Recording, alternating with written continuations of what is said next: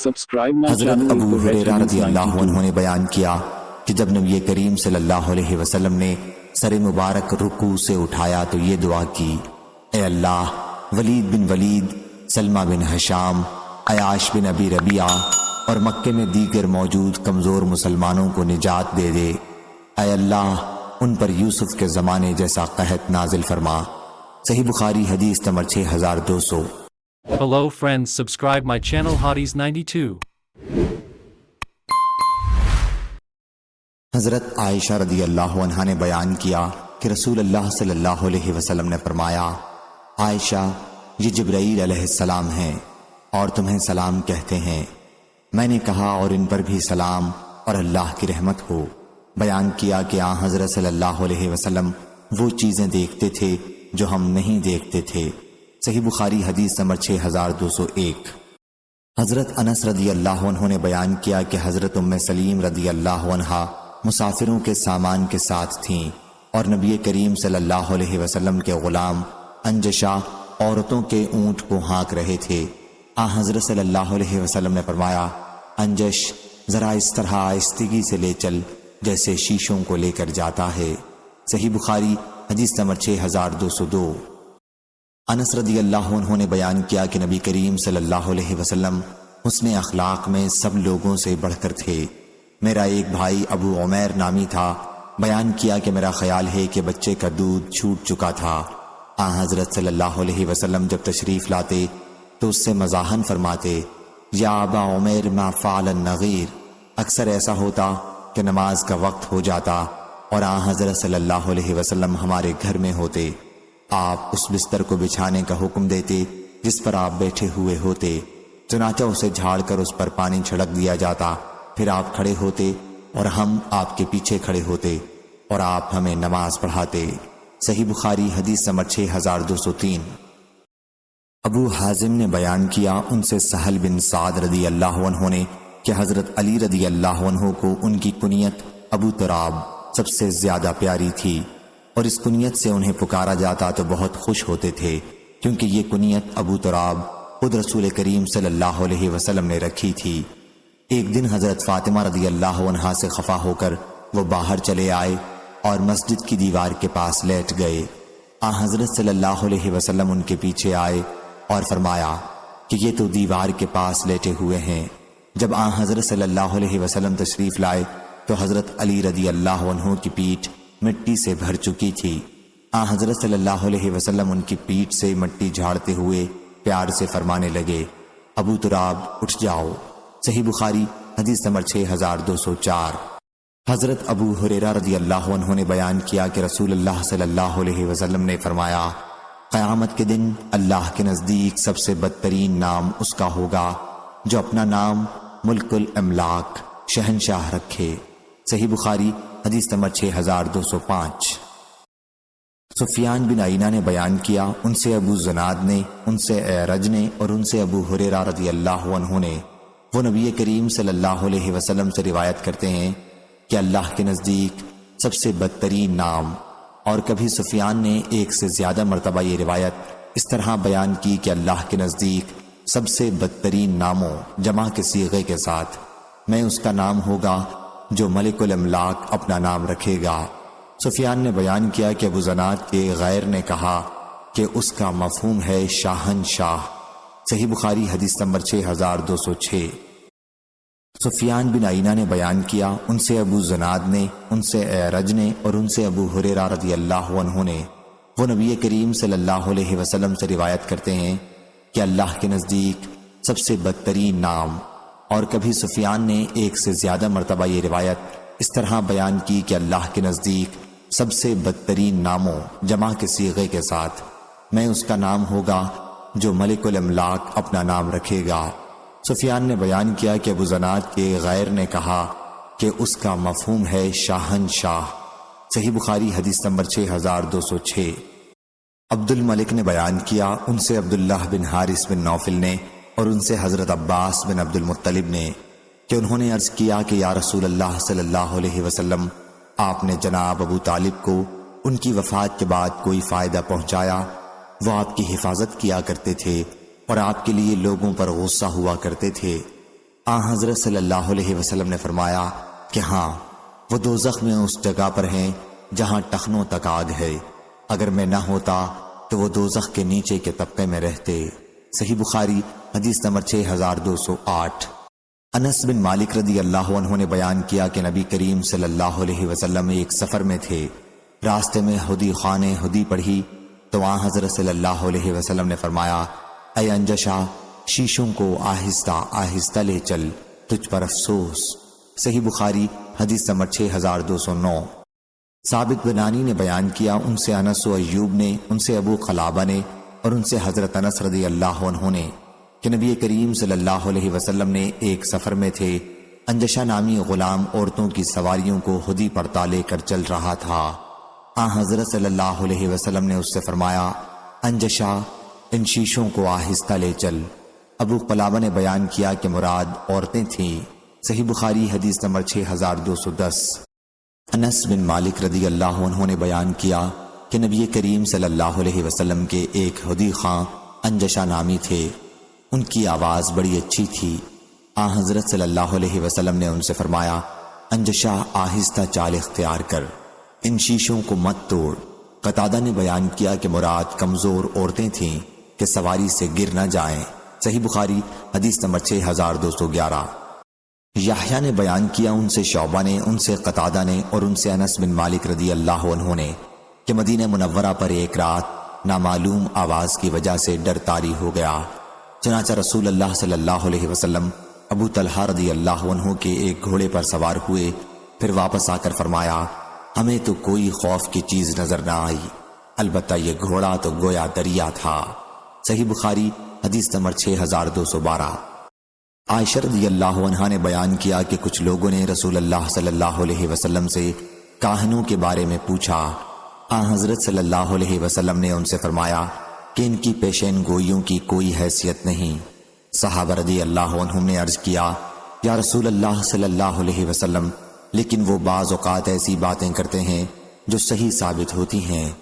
حضرت صلی اللہ علیہ وسلم نے فرمایا کہ وہ بات سچی بات ہوتی ہے جسے جن فرشتوں سے سن کر اڑا لیتا ہے اور پھر اسے اپنے ولی کاہن کے کان میں مرغ کی آواز کی طرح ڈالتا ہے، اس کے بعد کاہن اسے ایک سچی بات میں 100 سے زیادہ جھوٹ ملا دیتے ہیں۔ صحیح بخاری حدیث نمبر 6213۔ جابر بن عبداللہ رضی اللہ عنہ نے خبر دی، انہوں نے رسول اللہ صلی اللہ علیہ وسلم سے، آپ صلی اللہ علیہ وسلم نے فرمایا کہ پھر میرے پاس وحی آنے کا سلسلہ بند ہو گیا۔ ایک دن میں چل رہا تھا کہ میں نے آسمان کی طرف سے ایک آواز سنی، میں نے آسمان کی طرف نظر اٹھائی تو میں نے پھر اس فرشتے کو دیکھا جو میرے پاس غار حرا میں آیا تھا، وہ آسمان و زمین کے درمیان کرسی پر بیٹھا ہوا تھا۔ صحیح بخاری حدیث نمبر 6214۔ ابن عباس رضی اللہ عنہ نے بیان کیا کہ میں نے ایک رات میمونہ خالہ کے گھر گزاری، نبی کریم صلی اللہ علیہ وسلم بھی اس رات وہیں ٹھہرے ہوئے تھے۔ جب رات کا آخری تہائی حصہ ہوا یا اس کا بعض حصہ رہ گیا تو وہاں حضرت صلی اللہ علیہ وسلم اٹھ بیٹھے اور آسمان کی طرف دیکھا، پھر اس آیت کی تلاوت کی، بلا شبہ آسمان کی اور زمین کی پیدائش میں اور دن رات کے بدلتے رہنے میں عقل والوں کے لیے نشانیاں ہیں۔ صحیح بخاری حدیث نمبر 6215۔ ابو عثمان نہدی نے بیان کیا اور ان سے ابو موسیٰ اشعری رضی اللہ عنہ نے کہ وہ نبی کریم صلی اللہ علیہ وسلم کے ساتھ مدینے کے باغوں میں سے ایک باغ میں تھے۔ حضرت صلی اللہ علیہ وسلم کے ہاتھ میں ایک لکڑی تھی، آپ اس کو پانی اور کیچڑ میں مار رہے تھے۔ اس دوران میں ایک صاحب نے باغ کا دروازہ کھلوانا چاہا، حضرت صلی اللہ علیہ وسلم نے مجھ سے فرمایا کہ اس کے لیے دروازہ کھول دے اور انہیں جنت کی خوشخبری سنا دے۔ میں گیا تو وہاں حضرت ابو بکر صدیق رضی اللہ عنہ موجود تھے، میں نے ان کے لیے دروازہ کھولا اور انہیں جنت کی خوشخبری سنائی۔ پھر ایک اور صاحب نے دروازہ کھلوایا، حضرت صلی اللہ علیہ وسلم نے فرمایا کہ دروازہ کھول دے اور انہیں جنت کی خوشخبری سنا دے۔ اس مرتبہ حضرت عمر رضی اللہ عنہ تھے، میں نے انہی کے لیے دروازہ کھولا اور انہیں بھی جنت کی خوشخبری سنا دی۔ پھر ایک تیسرے صاحب نے دروازہ کھلوایا، حضرت صلی اللہ علیہ وسلم اس وقت ٹیک لگائے ہوئے تھے، اب سیدھے بیٹھ گئے، پھر فرمایا دروازہ کھول دے اور جنت کی خوشخبری سنا دے۔ ان آزمائشوں کے ساتھ جس سے دنیا میں انہیں دوچار ہونا پڑے گا۔ میں گیا تو وہاں حضرت عثمان رضی اللہ عنہ تھے۔ ان کے لیے بھی میں نے دروازہ کھولا اور انہیں جنت کی خوشخبری سنائی اور وہ بات بھی بتا دی جو آن حضرت صلی اللہ علیہ وسلم نے فرمائی تھی۔ عثمان رضی اللہ عنہ نے کہا، خیر، اللہ مددگار ہے۔ صحیح بخاری حدیث نمبر 6216۔ حضرت علی رضی اللہ عنہ نے بیان کیا کہ ہم نبی کریم صلی اللہ علیہ وسلم کے ساتھ ایک جنازے میں شریک تھے۔ آن حضرت صلی اللہ علیہ وسلم کے ہاتھ میں ایک چھڑی تھی، اس کو آپ زمین پر مار رہے تھے۔ پھر آپ صلی اللہ علیہ وسلم نے فرمایا، تم میں کوئی ایسا نہیں ہے جس کا جنت یا دوزخ کا ٹھکانہ طے نہ ہو چکا ہو۔ صحابہ رضی اللہ عنہم نے عرض کیا، پھر کیوں نہ ہم اس پر بھروسہ کریں؟ آن حضرت صلی اللہ علیہ وسلم نے فرمایا، عمل کرتے رہو، کیونکہ ہر شخص جس ٹھکانے کے لیے پیدا کیا گیا ہے اس کو ویسی ہی توفیق دی جائے گی، جیسا کہ قرآن شریف کی سورہ واللیل میں ہے کہ جس نے اللہ خیرات کی اور اللہ تعالیٰ سے ڈرا، آخر تک۔ صحیح بخاری حدیث نمبر 6217۔ ام سلمہ رضی اللہ عنہا نے بیان کیا کہ نبی کریم صلی اللہ علیہ وسلم رات میں بیدار ہوئے اور فرمایا، سبحان اللہ، اللہ کی رحمت کے کتنے خزانے آج نازل کیے گئے ہیں اور کس طرح کے فتنے بھی اتارے گئے ہیں۔ کون ہے جو ان حجرے والیوں کو جگائے؟ آن حضرت صلی اللہ علیہ وسلم کی مراد ازواج مطہرات سے تھی تاکہ وہ نماز پڑھ لیں، کیونکہ بہت سی دنیا میں کپڑے پہننے والیاں آخرت میں ننگی ہوں گی۔ اور ابن ابی ثور نے بیان کیا، ان سے حضرت ابن عباس رضی اللہ عنہ نے اور ان سے حضرت عمر رضی اللہ عنہ نے بیان کیا کہ میں نے رسول اللہ صلی اللہ علیہ وسلم سے پوچھا، کیا آپ نے ازواج مطہرات کو طلاق دے دی ہے؟ آن حضرت صلی اللہ علیہ وسلم نے فرمایا کہ نہیں۔ میں نے کہا، اللہ اکبر۔ صحیح بخاری حدیث نمبر 6218۔ شعیب نے خبر دی، انہیں زہری نے دوسری سند، اور ہم سے اسماعیل بن ابی اویس نے بیان کیا، انہوں نے کہا کہ مجھ سے میرے بھائی عبد الحمید نے بیان کیا، ان سے سلیمان نے بیان کیا، ان سے محمد بن ابی عتیق نے بیان کیا، ان سے ابن شہاب نے بیان کیا، ان سے امام زین العابدین علی بن حسین نے کہ نبی کریم صلی اللہ علیہ وسلم کے زوجہ مطہرہ حضرت صفیہ بنت حی رضی اللہ عنہا نے انہیں خبر دی کہ وہ آن حضرت صلی اللہ علیہ وسلم کے پاس ملنے آئیں۔ آن حضرت صلی اللہ علیہ وسلم اس وقت مسجد میں رمضان کے آخری عشرے میں اعتکاف کیے ہوئے تھے۔ عشاء کے وقت تھوڑی دیر انہوں نے آن حضرت صلی اللہ علیہ وسلم سے باتیں کی اور واپس لوٹنے کے لیے اٹھیں تو آن حضرت صلی اللہ علیہ وسلم بھی انہیں چھوڑ آنے کے لیے کھڑے ہو گئے۔ جب وہ مسجد کے اس دروازے کے پاس پہنچی جہاں آن حضرت صلی اللہ علیہ وسلم کے زوجہ مطہرہ ام سلمہ رضی اللہ عنہا کا حجرہ تھا تو ادھر سے دو انصاری صحابی گزرے اور آن حضرت صلی اللہ علیہ وسلم کو سلام کیا اور آگے بڑھ گئے، لیکن آن حضرت صلی اللہ علیہ وسلم نے ان سے فرمایا کہ تھوڑی دیر کے لیے ٹھہر جاؤ، یہ صفیہ بنت حی رضی اللہ عنہا میری بیوی ہیں۔ ان دونوں صحابہ رضی اللہ عنہم نے عرض کیا، سبحان اللہ یا رسول اللہ، ان پر بڑا شاق گزرا، لیکن آپ نے فرمایا کہ شیطان انسان کے اندر خون کی طرح دوڑتا رہتا ہے، اس لیے مجھے خوف ہوا کہ کہیں وہ تمہارے دل میں کوئی شبہ نہ ڈال دے۔ صحیح بخاری حدیث نمبر 6219۔ شعبہ نے بیان کیا، ان سے قتادہ نے، انہوں نے عقبہ بن صہبان ازدی سے سنا، وہ عبداللہ بن مغفل مزنی سے نقل کرتے تھے کہ نبی کریم صلی اللہ علیہ وسلم نے کنکری پھینکنے سے منع کیا تھا اور فرمایا تھا کہ وہ نہ شکار مار سکتی ہے اور نہ دشمن کو کوئی نقصان پہنچا سکتی ہے، البتہ آنکھ پھوڑ سکتی ہے اور دانت توڑ سکتی ہے۔ صحیح بخاری حدیث نمبر 6220۔ انس بن مالک رضی اللہ عنہ نے بیان کیا کہ نبی کریم صلی اللہ علیہ وسلم کے پاس دو اصحاب چھینکے، آن حضرت صلی اللہ علیہ وسلم نے ایک کا جواب یرحمک اللہ، اللہ تم پر رحم کرے سے دیا، اور دوسرے کا نہیں۔ آن حضرت صلی اللہ علیہ وسلم سے اس کی وجہ پوچھی گئی تو فرمایا کہ اس نے الحمدللہ کہا تھا اس لیے اس کا جواب دیا، اور دوسرے نے الحمدللہ نہیں کہا تھا۔ چھینکنے والے کو الحمدللہ ضرور کہنا چاہیے اور سننے والوں کو یرحمک اللہ سے جواب دینا اسلامی تہذیب ہے۔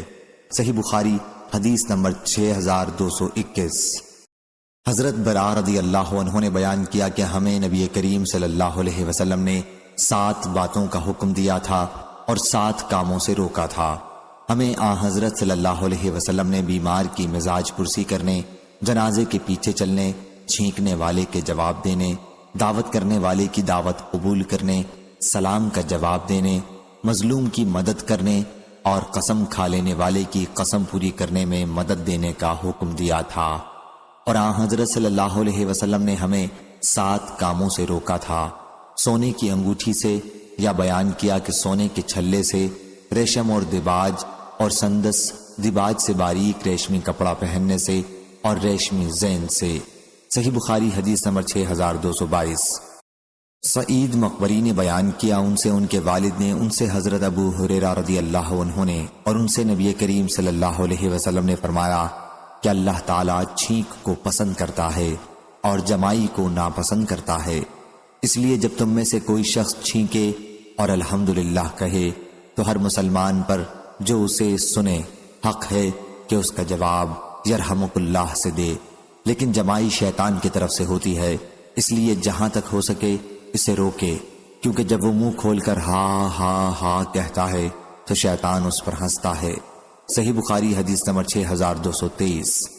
عبداللہ بن دینار نے خبر دی، وہ ابو صالح سے اور وہ حضرت ابو ہریرہ رضی اللہ عنہ سے روایت کرتے ہیں کہ نبی کریم صلی اللہ علیہ وسلم نے فرمایا، جب تم میں سے کوئی چھینکے تو الحمدللہ کہے، اور اس کا بھائی یا اس کا ساتھی، راوی کو شبہ تھا، یرحمک اللہ کہے۔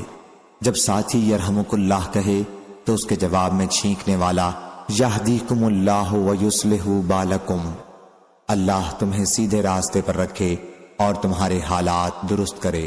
صحیح بخاری حدیث نمبر 6224۔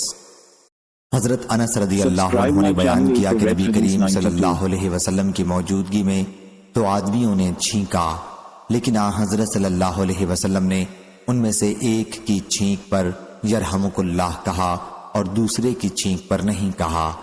اس پر دوسرا شخص بولا کہ یا رسول اللہ، آپ نے ان کی چھینک پر یرحمک اللہ فرمایا لیکن میری چھینک پر نہیں فرمایا۔ حضرت صلی اللہ علیہ وسلم نے فرمایا کہ انہوں نے الحمدللہ کہا تھا اور تم نے نہیں کہا تھا۔ صحیح بخاری حدیث نمبر 6225۔ حضرت ابو ہریرہ رضی اللہ عنہ نے بیان کیا اور ان سے نبی کریم صلی اللہ علیہ وسلم نے فرمایا کہ اللہ تعالیٰ چھینک کو پسند کرتا ہے، کیونکہ وہ بعض دفعہ صحت کی علامت ہے اور جمائی کو ناپسند کرتا ہے، اس لیے جب تم میں سے کوئی شخص چھینکے تو وہ الحمدللہ کہے، لیکن جمائی لینا شیطان کی طرف سے ہوتا ہے، اس لیے جب تم میں سے کسی کو جمائی آئے تو وہ اپنی قوت و طاقت کے مطابق اسے روکے، اس لیے کہ جب تم میں سے کوئی جمائی لیتا ہے تو شیطان ہنستا ہے۔ صحیح بخاری حدیث نمبر 6226۔ عبد الرزاق نے بیان کیا ان سے معمر نے، ان سے حمام نے اور ان سے حضرت ابو ہریرہ رضی اللہ عنہ نے کہ نبی کریم صلی اللہ علیہ وسلم نے فرمایا، اللہ تعالیٰ نے آدم کو اپنی صورت پر بنایا، ان کی لمبائی 60 ہاتھ تھی، جب انہیں پیدا کر چکا تو فرمایا کہ جاؤ اور ان فرشتوں کو جو بیٹھے ہوئے ہیں سلام کرو اور سنو کہ تمہارے سلام کا کیا جواب دیتے ہیں، کیونکہ یہی تمہارا اور تمہاری اولاد کا سلام ہوگا۔ آدم علیہ السلام نے کہا السلام علیکم، فرشتوں نے جواب دیا السلام علیک ورحمت اللہ، انہوں نے آدم کے سلام پر ورحمت اللہ بڑھا دیا۔ پس جو شخص بھی جنت میں جائے گا حضرت آدم علیہ السلام کی صورت کے مطابق ہو کر جائے گا۔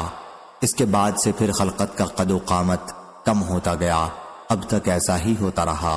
صحیح بخاری حدیث نمبر 6227۔ حضرت عبداللہ بن عباس رضی اللہ عنہ نے خبر دی، انہوں نے بیان کیا کہ رسول اللہ صلی اللہ علیہ وسلم نے حضرت فضل بن عباس رضی اللہ عنہ کو قربانی کے دن اپنی سواری پر اپنے پیچھے بٹھایا۔ وہ خوبصورت گورے مرد تھے۔ حضور اکرم صلی اللہ علیہ وسلم لوگوں کو مسائل بتانے کے لیے کھڑے ہو گئے۔ اسی دوران میں قبیلہ خشم کی ایک خوبصورت عورت بھی حضرت صلی اللہ علیہ وسلم سے مسئلہ پوچھنے آئی۔ فضل بھی اس عورت کو دیکھنے لگے، اس کا حسن و جمال ان کو بھلا معلوم ہوا۔ حضرت صلی اللہ علیہ وسلم نے مڑ کر دیکھا تو فضل اسے دیکھ رہے تھے۔ حضرت صلی اللہ علیہ وسلم نے اپنا ہاتھ پیچھے لے جا کر فضل کی ٹھوڑی پکڑی اور ان کا چہرہ دوسری طرف کر دیا۔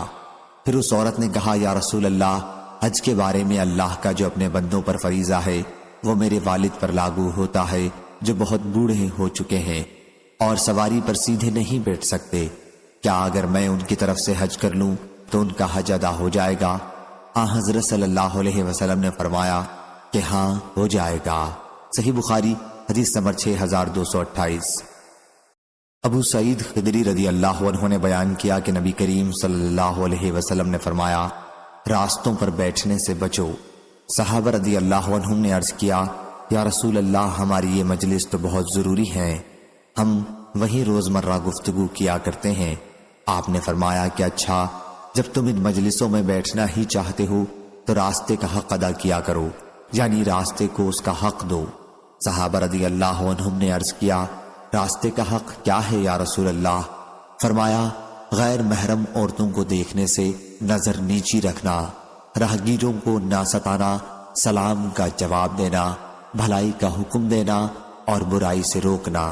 صحیح بخاری حدیث نمبر 6229۔ عبداللہ رضی اللہ عنہ نے بیان کیا کہ جب ہم ابتداء اسلام میں نبی کریم صلی اللہ علیہ وسلم کے ساتھ نماز پڑھتے تو کہتے سلام ہو اللہ پر، اس کے بندوں کی طرف سے، سلام ہو جبریل پر، سلام ہو میکائیل پر، سلام ہو فلاں پر۔ پھر ایک مرتبہ جب حضرت صلی اللہ علیہ وسلم نماز سے فارغ ہوئے تو ہماری طرف متوجہ ہو کر فرمایا اللہ ہی سلام ہے، اس لیے جب تم میں سے کوئی نماز میں بیٹھے تو التحیات للہ والصلوات وطیبات والسلام علیکہ ایھا النبی ورحمۃ اللہ وبرکاتہ، السلام علینا وعلی عباد اللہ الصالحین پڑھا کرے، کیونکہ جب وہ یہ دعا پڑھے گا تو آسمان و زمین کے ہر صالح بندے کو اس کی یہ دعا پہنچے گی، اشہد ان لا الہ الا اللہ واشہد ان محمدا عبدہ ورسولہ۔ اس کے بعد اسے اختیار ہے جو دعا چاہے پڑھے۔ صحیح بخاری حدیث نمبر 6230۔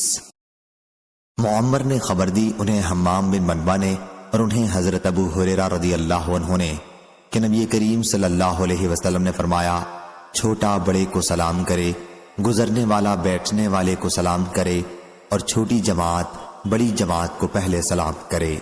صحیح بخاری حدیث نمبر 6231۔ حضرت ابو ہریرہ رضی اللہ عنہ نے بیان کیا کہ رسول اللہ صلی اللہ علیہ وسلم نے فرمایا سوار پیدل چلنے والے کو سلام کرے، پیدل چلنے والا بیٹھے ہوئے کو اور کم تعداد والے بڑی تعداد والوں کو۔ صحیح بخاری حدیث نمبر 6232۔ حضرت ابو ہریرہ رضی اللہ عنہ نے خبر دی کہ رسول اللہ صلی اللہ علیہ وسلم نے فرمایا سوار پیدل چلنے والے کو سلام کرے، پیدل چلنے والا بیٹھے ہوئے شخص کو اور چھوٹی جماعت پہلے بڑی جماعت کو سلام کرے۔ صحیح بخاری حدیث نمبر 6233۔ حضرت ابو ہریرہ رضی اللہ عنہ نے بیان کیا کہ رسول اللہ صلی اللہ علیہ وسلم نے فرمایا چھوٹا بڑے کو سلام کرے، گزرنے والا بیٹھنے والے کو اور کم تعداد والے بڑی تعداد والوں کو۔ صحیح بخاری حدیث نمبر 6234۔ برا بن عازب رضی اللہ عنہ نے بیان کیا کہ رسول اللہ صلی اللہ علیہ وسلم نے ہمیں 7 باتوں کا حکم دیا تھا، بیمار کی مزاج پرسی کرنے کا، جنازے کے پیچھے چلنے کا، چھینکنے والے کے جواب دینے کا، کمزور کی مدد کرنے کا، مظلوم کی مدد کرنے کا، افشا سلام، سلام کا جواب دینے اور بکثرت سلام کرنے کا، قسم حق کھانے والے کی قسم پوری کرنے کا، اور حضرت صلی اللہ علیہ وسلم نے چاندی کے برتن میں پینے سے منع فرمایا تھا اور سونے کی انگوٹھی پہننے سے ہمیں منع فرمایا تھا۔ میسر ریشم کی زین پر سوار ہونے سے، ریشم اور دیباج پہننے، قصی ریشمی کپڑا اور استبرق پہننے سے منع فرمایا تھا۔ صحیح بخاری حدیث نمبر 6235۔ یزید نے بیان کیا ان سے ابو الخیر نے ان سے عبداللہ بن عمر رضی اللہ عنہ نے کہ ایک صاحب نے نبی کریم صلی اللہ علیہ وسلم سے پوچھا اسلام کی کون سی حالت افضل ہے؟ حضرت صلی اللہ علیہ وسلم نے فرمایا یہ کہ مخلوق خدا کو کھانا کھلاؤ اور سلام کرو، اسے بھی جسے تم پہچانتے ہو اور اسے بھی جسے نہیں پہچانتے۔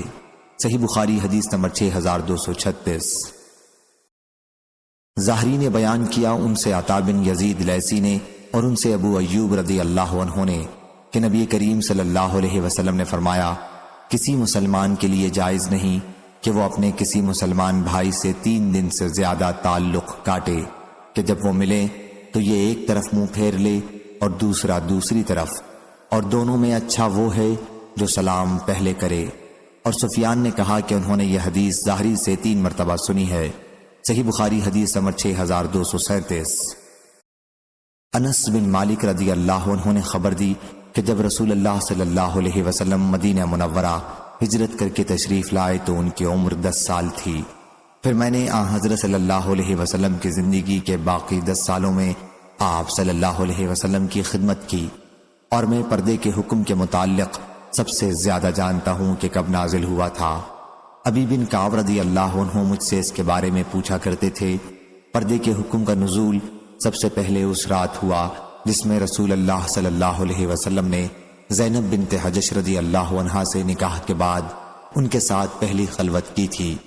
حضرت صلی اللہ علیہ وسلم ان کے دولہا تھے، اور آپ نے صحابہ رضی اللہ عنہم کو کھانے سے فارغ ہو کر سب لوگ چلے گئے، لیکن چند آدمی آپ کے پاس بیٹھے رہ گئے اور بہت دیر تک وہیں ٹھہرے رہے۔ حضرت صلی اللہ علیہ وسلم اٹھ کر باہر تشریف لے گئے، اور میں بھی حضرت صلی اللہ علیہ وسلم کے ساتھ چلا گیا تاکہ وہ لوگ بھی چلے جائیں۔ حضرت صلی اللہ علیہ وسلم چلتے رہے، اور میں بھی حضرت صلی اللہ علیہ وسلم کے ساتھ چلتا رہا، اور حضرت عائشہ رضی اللہ عنہا کے حجرے کی چوکھٹ تک پہنچے۔ حضرت صلی اللہ علیہ وسلم نے سمجھا کہ وہ لوگ اب چلے گئے ہیں، اس لیے واپس تشریف لائے، اور میں بھی حضرت صلی اللہ علیہ وسلم کے ساتھ واپس آیا۔ لیکن آپ جب زینب رضی اللہ عنہا کے حجرے میں داخل ہوئے تو وہ لوگ ابھی بیٹھے ہوئے تھے اور ابھی تک واپس نہیں گئے تھے۔ حضرت صلی اللہ علیہ وسلم دوبارہ وہاں سے لوٹ گئے، اور میں بھی آپ کے ساتھ لوٹ گیا۔ جب آپ عائشہ رضی اللہ عنہا کے حجرے کی چوکھٹ تک پہنچے تو آپ نے سمجھا کہ وہ لوگ نکل چکے ہوں گے۔ پھر آپ لوٹ کر آئے، اور میں بھی آپ کے ساتھ لوٹ آیا تو واقعی وہ لوگ جا چکے تھے۔ پھر پردے کی آیت نازل ہوئی، اور حضرت صلی اللہ علیہ وسلم نے میرے اور اپنے درمیان پردہ لٹکا لیا۔ صحیح بخاری حدیث نمبر 6238۔ انس رضی اللہ عنہ نے بیان کیا کہ جب نبی کریم صلی اللہ علیہ وسلم نے زینب رضی اللہ عنہا سے نکاح کیا تو لوگ اندر آئے اور کھانا کھایا، پھر بیٹھ کے باتیں کرتے رہے۔ حضرت صلی اللہ علیہ وسلم نے اس طرح اظہار کیا گویا آپ کھڑے ہونا چاہتے ہیں، لیکن وہ کھڑے نہیں ہوئے۔ جب حضرت صلی اللہ علیہ وسلم نے یہ دیکھا تو آپ تو کھڑے ہو گئے، آپ کے کھڑے ہونے پر قوم کے جن لوگوں کو کھڑا ہونا تھا وہ بھی کھڑے ہو گئے، لیکن بعض لوگ اب بھی بیٹھے رہے۔ اور جب حضرت صلی اللہ علیہ وسلم اندر داخل ہونے کے لیے تشریف لائے تو کچھ لوگ بیٹھے ہوئے تھے۔ آپ واپس ہو گئے، اور پھر جب وہ لوگ بھی کھڑے ہوئے اور چلے گئے تو میں نے حضرت صلی اللہ علیہ وسلم کو اس کی اطلاع دی۔ حضرت صلی اللہ علیہ وسلم تشریف لائے اور اندر داخل ہو گئے۔ میں نے بھی اندر جانا چاہا، لیکن حضرت صلی اللہ علیہ وسلم نے میرے اور اپنے درمیان پردہ ڈال لیا، اور اللہ تعالیٰ نے یہ آیت نازل کی، اے ایمان والو، نبی کریم کے گھر میں نہ داخل ہو، آخر تک۔ صحیح بخاری حدیث نمبر 6239۔ نبی کریم صلی اللہ علیہ وسلم کی زوجہ مطہرہ عائشہ رضی اللہ عنہا نے بیان کیا کہ عمر بن خطاب رضی اللہ عنہ حضرت صلی اللہ علیہ وسلم سے کہا کرتے تھے، کیا حضور صلی اللہ علیہ وسلم ازواج مطہرات کو پردہ کرائیں؟ بیان کیا کہ حضور نے ایسا نہیں کیا، اور ازواج مطہرات رفع حاجت کے لیے صرف رات ہی کے وقت نکلتی تھیں۔ اس وقت گھروں میں بیت الخلاء نہیں تھے۔ ایک مرتبہ سودا بنت زمع رضی اللہ عنہا باہر گئی ہوئی تھیں، ان کا قد لمبا تھا۔ حضرت عمر بن خطاب رضی اللہ عنہ نے انہیں دیکھا، اس وقت وہ مجلس میں بیٹھے ہوئے تھے۔ انہوں نے کہا، سودا رضی اللہ عنہا، میں نے آپ کو پہچان لیا۔ یہ انہوں نے اس لیے کہا کیونکہ وہ پردے کے حکم کے نازل ہونے کے بڑے متمنی تھے۔ بیان کیا کہ پھر اللہ تعالیٰ نے پردے کی آیت نازل کی۔ صحیح بخاری حدیث نمبر 6240۔ علی بن عبداللہ نے بیان کیا، کہا ہم سے سفیان نے، ان سے زہری نے بیان کیا۔ سفیان نے کہا کہ میں نے یہ حدیث زہری سے سن کر اس طرح یاد کی ہے کہ جیسے تو اس وقت یہاں موجود ہو، اور ان سے سہل بن سعد نے کہ ایک شخص نے نبی کریم صلی اللہ علیہ وسلم کے کسی حجرے میں سوراخ سے دیکھا۔ حضرت صلی اللہ علیہ وسلم کے پاس اس وقت ایک کنگھا تھا، جس سے آپ سر مبارک کھجا رہے تھے۔ حضرت صلی اللہ علیہ وسلم نے اس سے فرمایا کہ اگر مجھے معلوم ہوتا کہ تم جھانک رہے ہو تو یہ کنگھا تمہاری آنکھ میں چبو دیتا۔ اندر داخل ہونے سے پہلے اجازت مانگنا تو ہے ہی، اس لیے کہ اندر کی کوئی ذاتی چیز نہ دیکھی جائے۔ صحیح بخاری حدیث نمبر 6241۔ حماد بن زید نے بیان کیا، ان سے عبید اللہ بن ابی بکر نے اور ان سے انس بن مالک رضی اللہ عنہ نے کہ ایک صاحب نبی کریم صلی اللہ علیہ وسلم کے کسی حجرے میں جھانک کر دیکھنے لگے تو حضرت صلی اللہ علیہ وسلم ان کی طرف تیر کا پھل یا بہت سے پھل لے کر بڑھے، گویا میں حضرت صلی اللہ علیہ وسلم کو دیکھ رہا ہوں۔ ان صاحب کی طرف اس طرح چپکے چپکے تشریف لائے۔ صحیح بخاری حدیث نمبر 6242۔ ابن عباس رضی اللہ عنہ نے بیان کیا کہ ابو ہریرہ رضی اللہ عنہ کی حدیث سے زیادہ صغیرہ گناہوں سے مشابہ میں نے اور کوئی چیز نہیں دیکھی۔ حضرت ابو ہریرہ نے جو باتیں بیان کی ہیں وہ مراد ہیں۔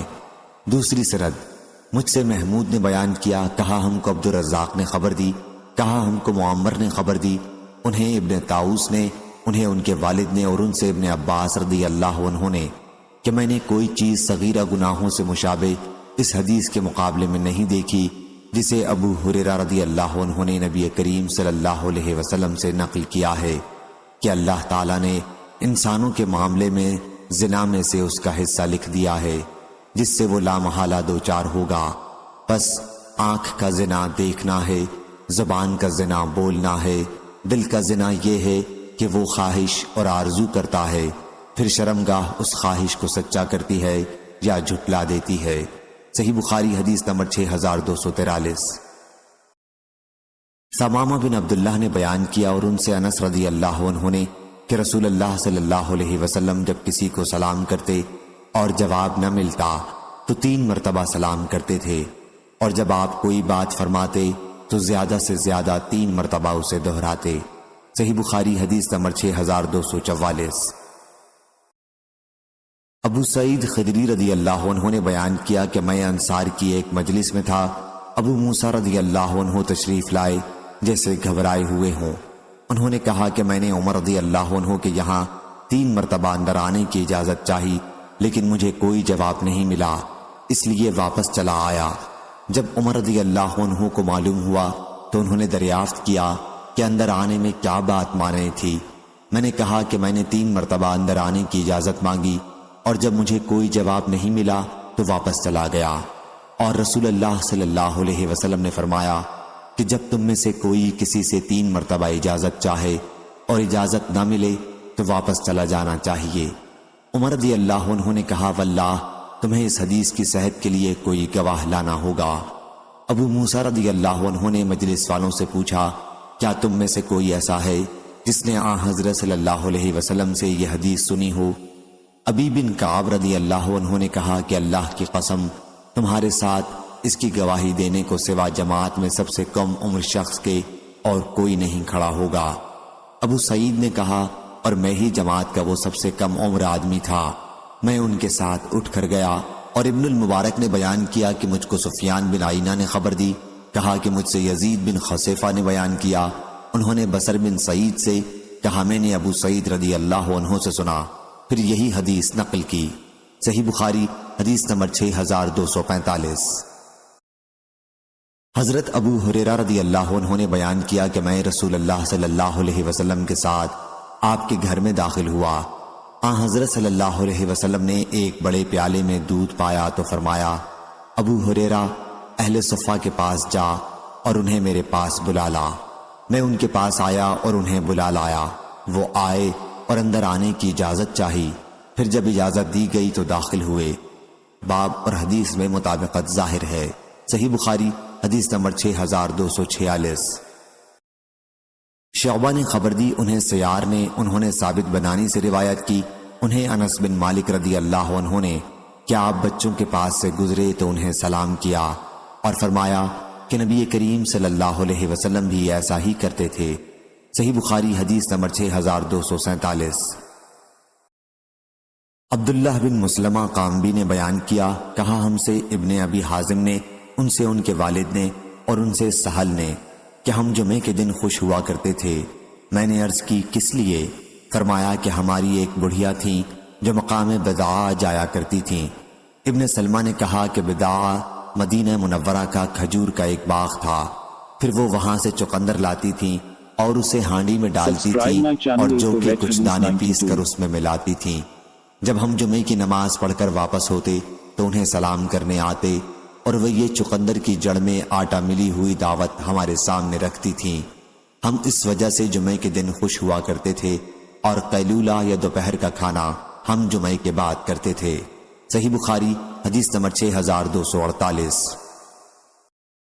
حضرت عائشہ رضی اللہ عنہا نے بیان کیا کہ رسول اللہ صلی اللہ علیہ وسلم نے فرمایا، اے عائشہ، یہ جبریل ہیں، تمہیں سلام کہتے ہیں۔ بیان کیا کہ میں نے عرض کیا، وعلیہ السلام ورحمۃ اللہ، آپ دیکھتے ہیں جو ہم نہیں دیکھ سکتے۔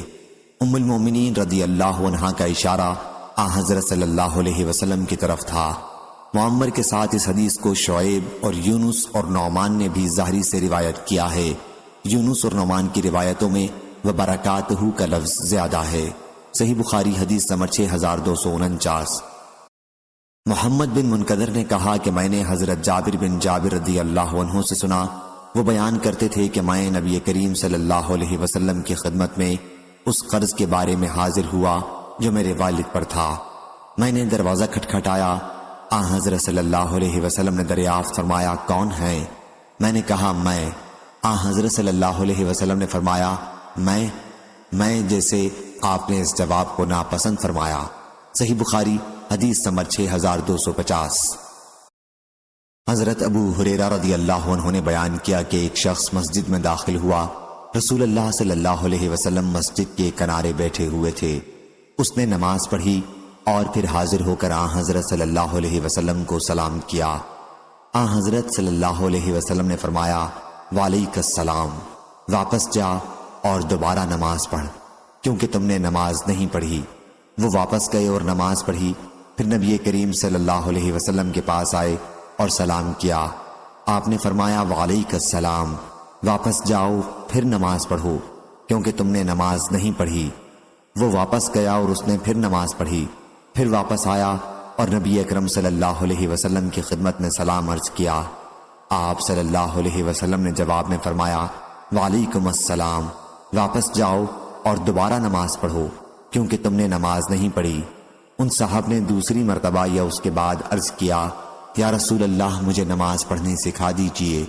حضرت صلی اللہ علیہ وسلم نے فرمایا، جب نماز کے لیے کھڑے ہوا کرو تو پہلے پوری طرح وضو کرو، پھر قبلہ رو ہو کر تکبیر تحریمہ کہو، اس کے بعد قرآن مجید میں سے جو تمہارے لیے آسان ہو وہ پڑھو، پھر رکوع کرو اور جب رکوع کی حالت میں برابر ہو جاؤ تو سر اٹھاؤ، جب سیدھے کھڑے ہو جاؤ تو پھر سجدے میں جاؤ، جب سجدہ پوری طرح کر لو تو سر اٹھاؤ اور اچھی طرح سے بیٹھ جاؤ۔ یہی عمل اپنی ہر رکعت میں کرو۔ اور ابو اسامہ راوی نے دوسرے سجدے کے بعد یوں کہا، پھر سر اٹھا یہاں تک کہ سیدھا کھڑا ہو جا۔ صحیح بخاری حدیث نمبر 6251۔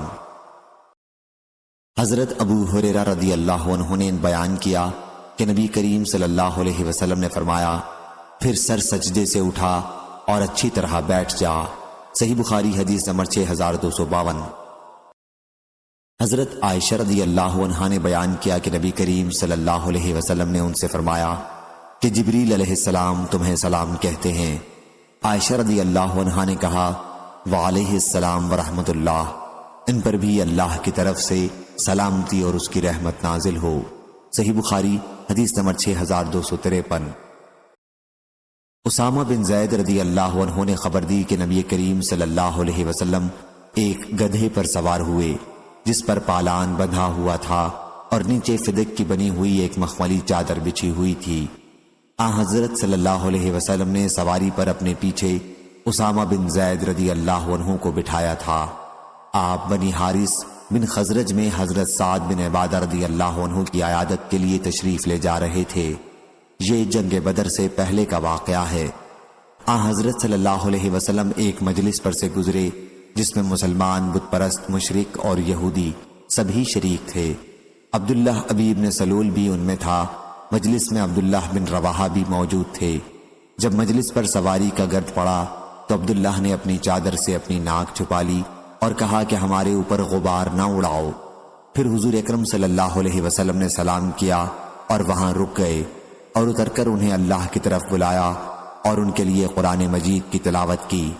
عبداللہ بن ابی بن سلول بولا، میاں میں ان باتوں کے سمجھنے سے قاصر ہوں، اگر وہ چیز حق ہے جو تم کہتے ہو تو ہماری مجلسوں میں آ کر ہمیں تکلیف نہ دیا کرو، اپنے گھر جاؤ اور ہم سے جو تمہارے پاس آئے اس سے بیان کرو۔ اس پر ابن رواحہ نے کہا، حضرت صلی اللہ علیہ وسلم ہماری مجلسوں میں تشریف لایا کریں کیونکہ ہم اسے پسند کرتے ہیں۔ پھر مسلمانوں، مشرکوں اور یہودیوں میں اس بات پر تو میں ہونے لگی اور قریب تھا کہ وہ کوئی ارادہ کر بیٹھیں اور ایک دوسرے پر حملہ کر دیں، لیکن حضرت صلی اللہ علیہ وسلم انہیں برابر خاموش کراتے رہے، اور جب وہ خاموش ہو گئے تو حضرت صلی اللہ علیہ وسلم اپنی سواری پر بیٹھ کر سعد بن عبادہ رضی اللہ عنہ کے یہاں گئے۔ حضرت صلی اللہ علیہ وسلم نے ان سے فرمایا، سعد تم نے نہیں سنا کہ ابو حباب نے آج کیا بات کہی ہے؟ آپ کا اشارہ عبداللہ بن ابی کی طرف تھا کہ اس نے یہ باتیں کہی ہیں۔ حضرت سعد رضی اللہ عنہ نے عرض کیا کہ یا رسول اللہ صلی اللہ علیہ وسلم اسے معاف کر دیجئے اور درگزر فرمائیے، اللہ تعالیٰ نے وہ حق آپ کو عطا فرمایا ہے جو عطا فرمانا تھا۔ اس بستی مدینہ منورہ کے لوگ آپ کی تشریف آوری سے پہلے اس پر متفق ہو گئے تھے کہ اسے تاج پہنا دیں اور شاہی امامہ اس کے سر پر باندھ دیں، لیکن جب اللہ تعالیٰ نے اس منصوبے کو اس حق کی وجہ سے ختم کر دیا جو اس نے آپ کو عطا فرمایا ہے تو اسے حق سے حسد ہو گیا، اور اسی وجہ سے اس نے یہ معاملہ کیا ہے جو آپ نے دیکھا۔ چنانچہ حضرت صلی اللہ علیہ وسلم نے اسے معاف کر دیا۔ صحیح بخاری حدیث نمبر 6254۔ عبداللہ بن کعب نے بیان کیا کہ میں نے کعب بن مالک سے سنا، وہ بیان کرتے تھے کہ جب وہ غزوہ تبوک میں شریک نہیں ہو سکے تھے اور نبی کریم صلی اللہ علیہ وسلم نے ہم سے بات چیت کرنے کی ممانعت کر دی تھی، اور میں حضرت صلی اللہ علیہ وسلم کی خدمت میں حاضر ہو کر سلام کرتا تھا اور یہ اندازہ لگاتا تھا کہ حضرت صلی اللہ علیہ وسلم نے جواب سلام میں ہونٹ مبارک ہلائے یا نہیں۔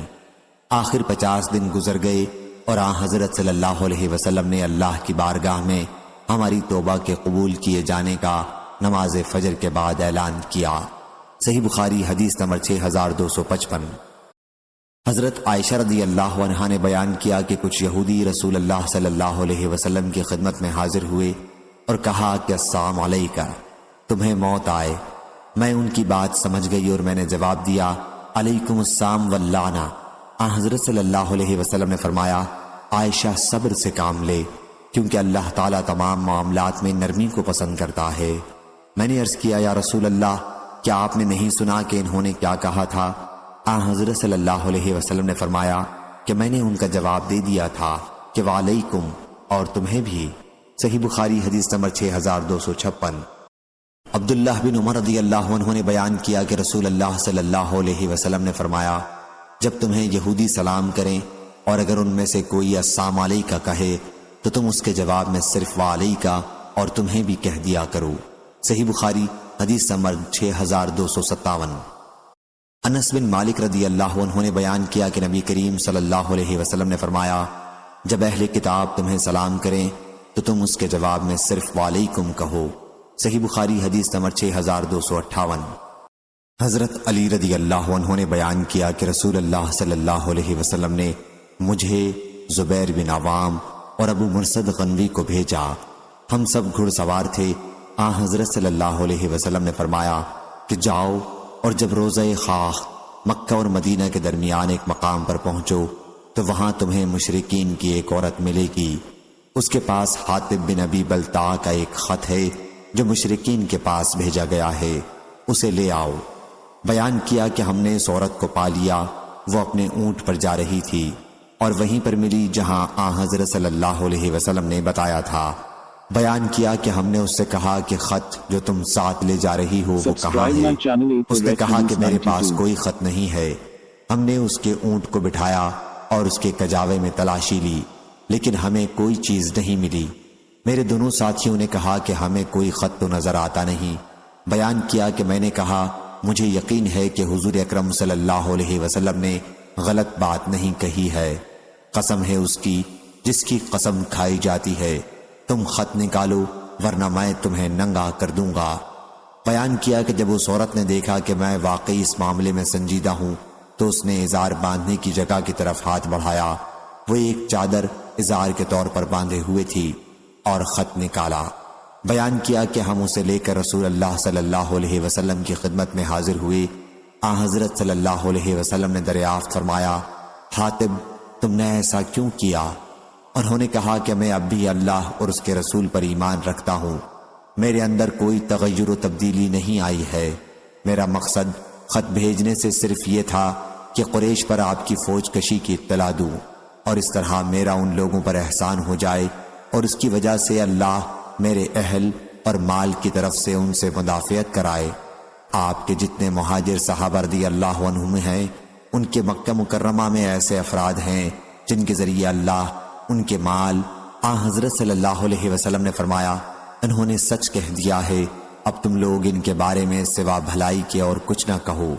بیان کیا کہ اس پر عمر بن خطاب رضی اللہ عنہ نے فرمایا کہ اس شخص نے اللہ، اس کے رسول اور مومنوں کے ساتھ خیانت کی ہے، مجھے اجازت دیجیے کہ میں اس کی گردن مار دوں۔ بیان کیا کہ حضرت صلی اللہ علیہ وسلم نے فرمایا، عمر تمہیں کیا معلوم، اللہ تعالیٰ بدر کی لڑائی میں شریک صحابہ رضی اللہ عنہم کی زندگی پر مطلع تھا اور اس کے باوجود کہا کہ تم جو چاہو کرو، تمہارے لیے جنت لکھ دی گئی ہے۔ بیان کیا کہ اس پر عمر رضی اللہ عنہ کی آنکھیں اشک آلود ہو گئیں اور عرض کی، اللہ اور اس کے رسول ہی زیادہ جاننے والے ہیں۔ صحیح بخاری حدیث نمبر 6259۔ ابو سفیان بن حرب رضی اللہ عنہ نے خبر دی کہ ہرقل نے قریش کے چند افراد کے ساتھ انہیں بھی بلا بھیجا۔ یہ لوگ شام تجارت کی غرض سے گئے تھے۔ سب لوگ ہرقل کے پاس آئے، پھر انہوں نے واقعہ بیان کیا کہ پھر ہرقل نے رسول اللہ صلی اللہ علیہ وسلم کا خط منگوایا اور وہ پڑھا گیا۔ خط میں یہ لکھا ہوا تھا، بسم اللہ الرحمن الرحیم، محمد کی طرف سے جو اللہ کا بندہ اور اس کا رسول ہے صلی اللہ علیہ وسلم، ہرقل عظیم روم کی طرف سلام ہو ان پر جنہوں نے ہدایت کی اتباع کی، اما بعد۔ صحیح بخاری حدیث نمبر 6260۔ جعفر بن ربیع نے بیان کیا، ان سے عبد الرحمن بن ہرمز نے اور ان سے ابو ہریرہ رضی اللہ عنہ نے رسول اللہ صلی اللہ علیہ وسلم سے کیا حضرت صلی اللہ علیہ وسلم نے بنی اسرائیل کے ایک شخص کا ذکر کیا کہ انہوں نے لکڑی کا ایک لٹھا لیا اور اس میں سوراخ کر کے 1000 دینار اور خط رکھ دیا۔ وہ خط ان کی طرف سے ان کے ساتھی قرض خواہ کی طرف تھا، اور عمر بن ابی سلمہ نے بیان کیا کہ ان سے ان کے والد نے اور انہوں نے ابو ہریرہ رضی اللہ عنہ سے سنا کہ نبی کریم صلی اللہ علیہ وسلم نے فرمایا کہ انہوں نے لکڑی کے ایک لٹھے میں سوراخ کیا اور مال اس کے اندر رکھ دیا اور ان کے پاس ایک خط لکھا، فلاں کی طرف سے فلاں کو ملے۔ صحیح بخاری حدیث نمبر 6261۔ شعبہ نے بیان کیا، ان سے سعد بن ابراہیم نے، ان سے ابو امامہ بن سہل بن حنیف نے اور ان سے ابو سعید خدری نے کہ قریظہ کے یہودی حضرت سعد بن معاذ رضی اللہ عنہ کو ثالث بنانے پر تیار ہو گئے تو رسول اللہ صلی اللہ علیہ وسلم نے انہیں بلا بھیجا۔ جب وہ آئے تو حضرت صلی اللہ علیہ وسلم نے فرمایا، اپنے سردار کے لینے کو اٹھو، یا یوں فرمایا کہ اپنے میں سب سے بہتر کو لینے کے لیے اٹھو۔ پھر وہ حضور اکرم صلی اللہ علیہ وسلم کے پاس بیٹھ گئے اور حضرت صلی اللہ علیہ وسلم نے فرمایا کہ بنی قریظہ کے لوگ تمہارے فیصلے پر راضی ہو کر قلعے سے اتر آئے ہیں، اب تم کیا فیصلہ کرتے ہو؟ حضرت سعد رضی اللہ عنہ نے کہا کہ پھر میں یہ فیصلہ کرتا ہوں کہ ان میں جو جنگ کے قابل ہیں انہیں قتل کر دیا جائے اور ان کے بچوں عورتوں کو قید کر لیا جائے۔ حضرت صلی اللہ علیہ وسلم نے فرمایا، کیا آپ نے وہی فیصلہ کیا جس فیصلے کو فرشتہ لے کر آیا تھا؟ ابو عبداللہ مصنف نے بیان کیا کہ مجھے میرے بعض اصحاب نے ابو ولید کے واسطے سے ابو سعید رضی اللہ عنہ کا قول علی کے بجائے وصلہ الہ حکمک نقل کیا ہے۔ صحیح بخاری حدیث نمبر 6262۔ حمام نے بیان کیا، ان سے قتادہ نے کہ میں نے حضرت انس رضی اللہ عنہ سے پوچھا، کیا مصافحہ کا دستور نبی کریم صلی اللہ علیہ وسلم کے صحابہ میں تھا؟ انہوں نے کہا کہ ہاں ضرور تھا۔ صحیح بخاری حدیث نمبر 6263۔ ابو عقیل زہرہ بن معبد نے بیان کیا، انہوں نے اپنے دادا عبداللہ بن ہشام رضی اللہ عنہ سے سنا، انہوں نے بیان کیا کہ ہم نبی کریم صلی اللہ علیہ وسلم کے ساتھ تھے اور آن حضرت صلی اللہ علیہ وسلم عمر بن خطاب رضی اللہ عنہ کا ہاتھ پکڑے ہوئے تھے۔ صحیح بخاری حدیث نمبر 6264۔ حضرت عبداللہ بن مسعود رضی اللہ عنہ نے بیان کیا کہ رسول اللہ صلی اللہ علیہ وسلم نے مجھے تشہد سکھایا۔ اس وقت میرا ہاتھ آن حضرت صلی اللہ علیہ وسلم کی ہتھیلیوں کے درمیان میں تھا، اس طرح سکھایا جس طرح آپ قرآن کی سورت سکھایا کرتے تھے۔ التحیات للہ والصلاوات وطیبات والسلام علیک ایہا النبی ورحمۃ اللہ وبرکاتہ، السلام علینا وعلی عباد اللہ الصالحین، اشہد ان لا الہ الا اللہ واشہد ان محمدا عبدہ ورسولہ۔ آن حضرت صلی اللہ علیہ وسلم اس وقت حیات تھے۔ جب آپ کی وفات ہو گئی تو ہم خطاب کا صیغہ کے بجائے اس طرح پڑھنے لگے، السلام علی النبی، یعنی نبی کریم صلی اللہ علیہ وسلم پر سلام ہو۔ صحیح بخاری حدیث نمبر 6265۔ عبداللہ بن عباس رضی اللہ عنہ نے خبر دی کہ حضرت علی ابن ابی طالب رضی اللہ عنہ مرض الموت میں نبی کریم صلی اللہ علیہ وسلم کے پاس سے نکلے۔ دوسری سند امام بخاری نے کہا اور ہم سے احمد بن صالح نے بیان کیا، کہا ہم سے عنبہ بن خالد نے بیان کیا، کہا ہم سے یونس بن یزید نے بیان کیا، ان سے ابن شہاب ظاہری نے بیان کیا، کہا مجھ کو عبداللہ بن کعب بن مالک نے خبر دی اور انہیں عبداللہ بن عباس رضی اللہ عنہ نے خبر دی کہ حضرت علی بن ابی طالب رضی اللہ عنہ نبی کریم صلی اللہ علیہ وسلم کے یہاں سے نکلے۔ یہ اس مرض کا واقعہ ہے جس میں آن حضرت صلی اللہ علیہ وسلم کی وفات ہوئی تھی۔ لوگوں نے پوچھا، اے ابو الحسن، حضور اکرم صلی اللہ علیہ وسلم نے صبح کیسی گزاری ہے؟ انہوں نے کہا کہ بحمدللہ آپ کو سکون رہا ہے۔ پھر حضرت علی رضی اللہ عنہ کا ہاتھ حضرت عباس رضی اللہ عنہ نے پکڑ کر کہا، کیا تم آن حضرت صلی اللہ علیہ وسلم کو دیکھتے نہیں ہو؟ واللہ 3 دن کے بعد تمہیں لاٹھی کا بندہ بننا پڑے گا۔ واللہ میں سمجھتا ہوں کہ اس مرض میں آپ وفات پا جائیں گے۔ میں بنی عبد المطلب کے چہروں پر موت کے آثار کو خوب پہچانتا ہوں، اس لیے ہمارے ساتھ تم آپ کے پاس چلو تاکہ پوچھا جائے کہ آن حضرت صلی اللہ علیہ وسلم کے بعد خلافت کس کے ہاتھ میں رہے گی۔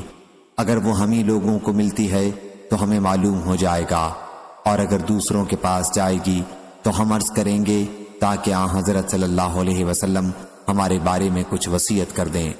حضرت علی رضی اللہ عنہ نے کہا کہ واللہ اگر ہم نے آن حضرت صلی اللہ علیہ وسلم سے خلافت کی درخواست کی اور آن حضرت صلی اللہ علیہ وسلم نے انکار کر دیا تو پھر لوگ ہمیں کبھی نہیں دیں گے۔ میں تو آن حضرت صلی اللہ علیہ وسلم سے کبھی نہیں پوچھوں گا کہ آپ کے بعد کون خلیفہ ہو۔ صحیح بخاری حدیث نمبر 6266۔ معاذ رضی اللہ عنہ نے بیان کیا کہ میں رسول اللہ صلی اللہ علیہ وسلم کی سواری پر آن حضرت صلی اللہ علیہ وسلم کے پیچھے سوار تھا۔ آپ نے فرمایا، اے معاذ، میں نے کہا لبیک و سعدیک، حاضر ہوں۔ پھر آن حضرت صلی اللہ علیہ وسلم نے 3 مرتبہ مجھے اسی طرح مخاطب کیا۔ اس کے بعد فرمایا، تمہیں معلوم ہے کہ بندوں پر اللہ کا کیا حق ہے؟ پھر خود ہی جواب دیا کہ یہ کہ اسی کی عبادت کریں اور اس کے ساتھ کسی کو شریک نہ ٹھہرائیں۔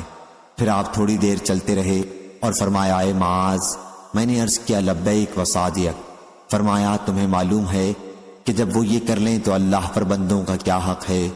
یہ کہ انہیں عذاب نہ دے۔ ہم سے حدبہ بن خالد نے بیان کیا، کہا ہم سے حمام بن یحییٰ نے بیان کیا، کہا ہم سے قتادہ بن دعامہ نے بیان کیا، ان سے حضرت انس رضی اللہ عنہ نے اور ان سے حضرت معاذ رضی اللہ عنہ نے پھر وہی حدیث مذکورہ بالا بیان کی۔ صحیح بخاری حدیث نمبر 6267۔ زید بن وہب نے بیان کیا، کہا کہ واللہ ہم سے ابو ذر رضی اللہ عنہ نے مقام ربضہ میں بیان کیا کہ میں رسول اللہ صلی اللہ علیہ وسلم کے ساتھ رات کے وقت مدینہ منورہ کی کالی پتھروں والی زمین پر چل رہا تھا کہ احد پہاڑ دکھائی دیا۔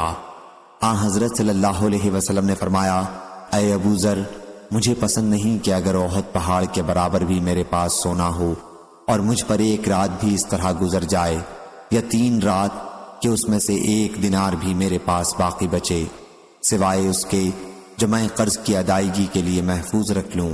میں اس سارے سونے کو اللہ کی مخلوق میں اس طرح تقسیم کر دوں گا۔ ابو ذر رضی اللہ عنہ نے اس کی کیفیت ہمیں اپنے ہاتھ سے لپ بھر کر دکھائی۔ پھر آن حضرت صلی اللہ علیہ وسلم نے فرمایا، اے ابو ذر، میں نے عرض کیا لبیک و سعدیک یا رسول اللہ۔ آن حضرت صلی اللہ علیہ وسلم نے فرمایا، زیادہ جمع کرنے والے ہی ثواب کی حیثیت سے کم حاصل کرنے والے ہوں گے، سوائے اس کے جو اللہ کے بندوں پر مال اس طرح یعنی کثرت کے ساتھ خرچ کرے۔ پھر یہیں ٹھہرے رہو ابو ذر، جہاں سے اس وقت تک نہ ہٹنا جب تک میں واپس نہ آ جاؤں۔ پھر آن حضرت صلی اللہ علیہ وسلم تشریف لے گئے اور نظروں سے اوجھل ہو گئے۔ اس کے بعد میں نے آواز سنی اور مجھے خطرہ ہوا کہ کہیں حضور اکرم صلی اللہ علیہ وسلم کو کوئی پریشانی نہ پیش آ گئی ہو، اس لیے میں نے آن حضرت صلی اللہ علیہ وسلم کو دیکھنے کے لیے جانا چاہا، لیکن فوراً ہی آن حضور صلی اللہ علیہ وسلم کا یہ ارشاد یاد آیا کہ یہاں سے نہ ہٹنا۔ چنانچہ میں وہیں رک گیا۔ جب آپ تشریف لائے تو میں نے عرض کی، میں نے آواز سنی تھی اور مجھے خطرہ ہو گیا کہ کہیں آپ کو کوئی پریشانی نہ پیش آ جائے۔ پھر مجھے آپ کا ارشاد یاد آیا، اس لیے میں یہیں ٹھہر گیا۔ آن حضرت صلی اللہ علیہ وسلم نے فرمایا، یہ جبریل علیہ السلام تھے، میرے پاس آئے تھے اور مجھے خبر دی ہے کہ میری امت کا جو شخص بھی اس حال میں مرے گا کہ اللہ کے ساتھ کسی چیز کو شریک نہ ٹھہراتا ہو تو وہ جنت میں جائے گا۔ میں نے عرض کیا، یا رسول اللہ، اگر اس نے زنا اور چوری کی ہو؟ آن حضرت صلی اللہ علیہ وسلم نے فرمایا کہ ہاں، اگر اس نے زنا اور چوری بھی کی ہو۔ عامش نے بیان کیا کہ میں نے زید بن وہب سے کہا کہ مجھے معلوم ہوا ہے کہ اس حدیث کے راوی ابو درداء ہیں۔ حضرت زید نے فرمایا، میں گواہی دیتا ہوں کہ یہ حدیث مجھ سے ابو ذر نے مقام ربضہ میں بیان کی تھی۔ عامش نے بیان کیا کہ مجھ سے ابو صالح نے حدیث بیان کی اور ان سے ابو درداء رضی اللہ عنہ نے اسی طرح بیان کیا، اور ابو شہاب نے عامش سے بیان کیا۔ صحیح بخاری حدیث نمبر 6268۔ حضرت عبداللہ بن عمر رضی اللہ عنہ نے بیان کیا کہ نبی کریم صلی اللہ علیہ وسلم نے فرمایا، کوئی شخص کسی دوسرے شخص کو اس کے بیٹھنے کی جگہ سے نہ اٹھائے کہ خود وہاں بیٹھ جائے۔ صحیح بخاری حدیث نمبر 6269۔ سفیان ثوری نے بیان کیا، ان سے عبداللہ بن عمری نے، ان سے نافع اور ان سے حضرت عبداللہ بن عمر رضی اللہ عنہ نے کہ نبی کریم صلی اللہ علیہ وسلم نے اس سے منع فرمایا تھا کہ کسی شخص کو اس کی جگہ سے اٹھایا جائے تاکہ دوسرا اس کی جگہ بیٹھے، البتہ آنے والے کو مجلس میں جگہ دے دیا کرو اور فراخی کر دیا کرو۔ اور حضرت ابن عمر رضی اللہ عنہ ناپسند کرتے تھے کہ کوئی شخص مجلس میں سے کسی کو اٹھا کر خود اس کی جگہ بیٹھ جائے۔ صحیح بخاری حدیث نمبر 6270۔ انس بن مالک رضی اللہ عنہ نے بیان کیا کہ جب رسول اللہ صلی اللہ علیہ وسلم نے زینب بنت حجش رضی اللہ عنہا سے نکاح کیا تو لوگوں کو دعوت ولیمہ پر بلایا۔ لوگوں نے کھانا کھایا، پھر بیٹھ کر باتیں کرتے رہے۔ بیان کیا کہ پھر آن حضرت صلی اللہ علیہ وسلم نے ایسا کیا گویا آپ اٹھنا چاہتے ہیں، لیکن لوگ بے حد بیٹھے ہوئے تھے، پھر بھی کھڑے نہیں ہوئے۔ جب آن حضرت صلی اللہ علیہ وسلم نے یہ دیکھا تو آپ کھڑے ہو گئے۔ جب آن حضرت صلی اللہ علیہ وسلم کھڑے ہوئے تو آپ کے ساتھ اور بھی بہت سے صحابہ رضی اللہ عنہم کھڑے ہو گئے، لیکن 3 آدمی اب بھی باقی رہ گئے۔ اس کے بعد حضور اکرم صلی اللہ علیہ وسلم اندر جانے کے لیے تشریف لائے، لیکن وہ لوگ اب بھی بیٹھے ہوئے تھے۔ اس کے بعد وہ لوگ بھی چلے گئے۔ انس رضی اللہ عنہ نے بیان کیا کہ پھر میں آیا اور میں نے آن حضرت صلی اللہ علیہ وسلم کو اطلاع دی کہ وہ 3 آدمی بھی جا چکے ہیں۔ آن حضرت صلی اللہ علیہ وسلم تشریف لائے اور اندر داخل ہو گئے۔ میں نے بھی اندر جانا چاہا، لیکن آن حضرت صلی اللہ علیہ وسلم نے میرے اور اپنے درمیان پردہ ڈال لیا، اور اللہ تعالیٰ نے یہ آیت نازل کی، اے ایمان والو، نبی کے گھر میں اس وقت تک داخل نہ ہو جب تک تمہیں اجازت نہ دی جائے۔ ارشاد ہوا، ان ذالکم کان عند اللہ عظیما۔ صحیح بخاری حدیث نمبر 6271۔ حضرت ابن عمر رضی اللہ عنہ نے بیان کیا کہ میں نے رسول اللہ صلی اللہ علیہ وسلم کو صحن کعبہ میں دیکھا کہ آپ سرین پر بیٹھے ہوئے دونوں رانے شکم مبارک سے ملائے ہوئے ہاتھوں سے پنڈلی پکڑے ہوئے بیٹھے تھے۔ صحیح بخاری حدیث نمبر 6272۔ سعید بن ایاس جریری نے بیان کیا، ان سے عبد الرحمن بن ابی بکرہ نے اور ان سے ان کے باپ نے بیان کیا کہ رسول اللہ صلی اللہ علیہ وسلم نے فرمایا، کیا میں تمہیں سب سے بڑے گناہ کی خبر نہ دوں؟ صحابہ رضی اللہ عنہم نے عرض کیا، کیوں نہیں یا رسول اللہ؟ حضرت صلی اللہ علیہ وسلم نے فرمایا کہ اللہ کے ساتھ شرک کرنا اور والدین کی نافرمانی کرنا۔ صحیح بخاری حدیث نمبر 6273۔ مسند نے بیان کیا، کہا ہم سے بشر بن مفضل نے اسی طرح بیان کیا اور یہ بھی بیان کیا کہ حضرت صلی اللہ علیہ وسلم ایک لگائے ہوئے تھے، پھر آپ سیدھے بیٹھ گئے اور فرمایا، ہاں اور جھوٹی بات بھی۔ حضرت صلی اللہ علیہ وسلم اسے اتنی مرتبہ بار بار دہراتے رہے کہ ہم نے کہا کاش آپ خاموش ہو جاتے۔ صحیح بخاری حدیث نمبر 6274۔ عقبہ بن حارث رضی اللہ عنہ نے بیان کیا کہ نبی کریم صلی اللہ علیہ وسلم نے ہمیں عصر پڑھائی اور پھر بڑی تیزی کے ساتھ چل کر آپ گھر میں داخل ہو گئے۔ صحیح بخاری حدیث نمبر 6275۔ حضرت عائشہ رضی اللہ عنہا نے بیان کیا کہ رسول اللہ صلی اللہ علیہ وسلم تخت کے وسط میں نماز پڑھتے تھے اور میں حضرت صلی اللہ علیہ وسلم اور قبلے کے درمیان لیٹی رہتی تھی۔ مجھے کوئی ضرورت ہوتی لیکن مجھ کو کھڑے ہو کر آپ کے سامنے آنا برا معلوم ہوتا، البتہ آپ کی طرف رخ کر کے میں آہستہ سے کھسک جاتی تھی۔ صحیح بخاری حدیث نمبر 6276۔ خالد نے بیان کیا، دوسری سند حضرت امام بخاری رحمہ اللہ نے کہا اور مجھ سے عبداللہ بن محمد مسندی نے بیان کیا، کہا ہم سے عمر بن عون نے بیان کیا، ان سے خالد بن عبداللہ طحان نے بیان کیا، ان سے خالد حزائی نے، ان سے ابو قلابہ نے بیان کیا، کہا کہ مجھے ابو ملیح عامر بن زید نے خبر دی، انہوں نے ابو قلابہ کو خطاب کر کے کہا کہ میں تمہارے والد زید کے ساتھ حضرت عبداللہ بن عمر رضی اللہ عنہ کی خدمت میں حاضر ہوا۔ انہوں نے ہم سے بیان کیا کہ نبی کریم صلی اللہ علیہ وسلم سے میرے روزے کا ذکر کیا گیا۔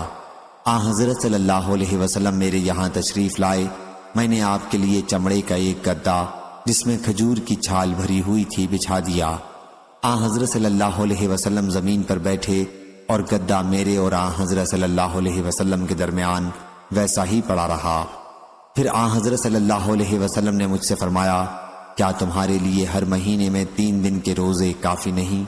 میں نے عرض کیا، یا رسول اللہ صلی اللہ علیہ وسلم۔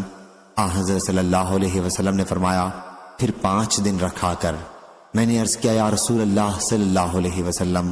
فرمایا 7 دن۔ میں نے عرض کیا، یا رسول اللہ صلی اللہ علیہ وسلم۔ فرمایا 9 دن۔ میں نے عرض کیا، یا رسول اللہ۔ فرمایا 11 دن۔ میں نے عرض کیا، یا رسول اللہ صلی اللہ علیہ وسلم۔ فرمایا حضرت داؤد علیہ السلام کے روزے سے زیادہ کوئی روزہ نہیں ہے۔ زندگی کے نصف ایام 1 دن کا روزہ اور 1 دن بغیر روزے کے رہنا۔ صحیح بخاری حدیث نمبر 6277۔ ابراہیم نے بیان کیا کہ علقمہ ملک شام گئے اور مسجد میں جا کر 2 رکعت نماز پڑھی، پھر یہ دعا کی، اے اللہ مجھے ایک ہم نشین عطا فرما۔ چنانچہ وہ ابو درداء رضی اللہ عنہ کی مجلس میں جا بیٹھے۔ ابو درداء نے دریافت کیا، تمہارا تعلق کہاں سے ہے؟ کہا کہ اہل کوفہ سے۔ پوچھا کیا تمہارے یہاں نفاق اور منافقین کے بھیدوں کے جاننے والے وہ صحابی نہیں ہیں جن کے سوا کوئی اور ان سے واقف نہیں ہے؟ ان کا اشارہ حذیفہ رضی اللہ عنہ کی طرف تھا۔ کیا تمہارے یہاں وہ نہیں ہیں؟ یا یوں کہا کہ تمہارے وہ جنہیں اللہ تعالیٰ نے اپنے رسول اللہ صلی اللہ علیہ وسلم کی زبانی شیطان سے پناہ دی تھی؟ اشارہ عمار رضی اللہ عنہ کی طرف تھا۔ کیا تمہارے یہاں مسواک اور گدے والے نہیں ہیں؟ ان کا اشارہ ابن مسعود رضی اللہ عنہ کی طرف تھا۔ عبداللہ بن مسعود رضی اللہ عنہ سورہ واللیل اذا یغشی کس طرح پڑھتے تھے؟ علقمہ رضی اللہ عنہ نے کہا کہ وہ والذکر والانثی پڑھتے تھے۔ ابو درداء نے اس پر کہا کہ یہ لوگ کوفہ والے اپنے مسلسل عمل سے قریب تھا کہ مجھے شبہ میں ڈال دیتے، حالانکہ میں نے نبی کریم صلی اللہ علیہ وسلم سے خود اسے سنا تھا۔ صحیح بخاری حدیث نمبر 6278۔ حضرت سہل بن سعد سعدی رضی اللہ عنہ نے بیان کیا کہ ہم کھانا اور قیلولہ نماز جمعہ کے بعد کیا کرتے تھے۔ صحیح بخاری حدیث نمبر 6279۔ حضرت سہل بن سعد سعدی رضی اللہ عنہ نے بیان کیا کہ حضرت علی رضی اللہ عنہ کو کوئی نام ابو تراب سے زیادہ محبوب نہیں تھا۔ جب ان کو اس نام سے بلایا جاتا تو وہ خوش ہوتے تھے۔ ایک مرتبہ رسول اللہ صلی اللہ علیہ وسلم حضرت فاطمہ علیہ السلام کے گھر تشریف لائے تو حضرت علی رضی اللہ عنہ کو گھر میں نہیں پایا تو فرمایا کہ بیٹی تمہارے چچا کے لڑکے اور شوہر کہاں گئے ہیں؟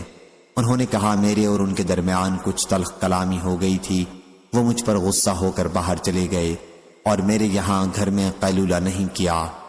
حضرت صلی اللہ علیہ وسلم نے ایک شخص سے کہا کہ دیکھو وہ کہاں ہیں؟ وہ صحابی واپس آئے اور عرض کیا یا رسول اللہ وہ تو مسجد میں سوئے ہوئے ہیں۔ حضرت صلی اللہ علیہ وسلم مسجد میں تشریف لائے تو حضرت علی رضی اللہ عنہ لیٹے ہوئے تھے اور چادر آپ کے پہلو سے گر گئی تھی اور گرد آلود ہو گئی تھی۔ حضرت صلی اللہ علیہ وسلم اس سے مٹی صاف کرنے لگے اور فرمانے لگے ابو تراب مٹی والے اٹھو، ابو تراب اٹھو۔ صحیح بخاری حدیث نمبر 6280۔